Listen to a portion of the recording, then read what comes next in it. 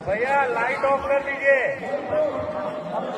6, 5, 4, 3, 2, 1.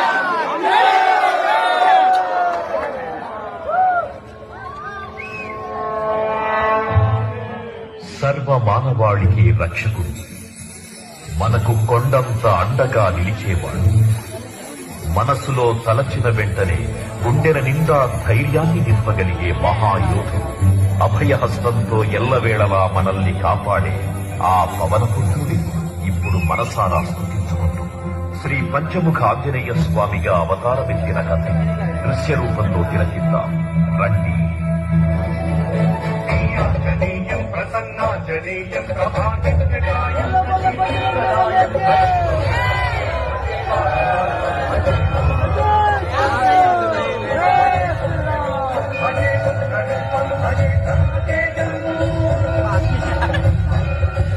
అది రామాయణ మహాయుద్ధం. శ్రీరామచంద్రుని సారథ్యం వానర సైన్యంతో విజృంభిస్తూ లక్ష్మణస్వామి తనతో పోరాటం చేస్తున్న రావణుడి కుమారుడు ఇంద్రజిత్ తలని బాణంతో ఒక్క వేటుతో వేరు చేశాడు.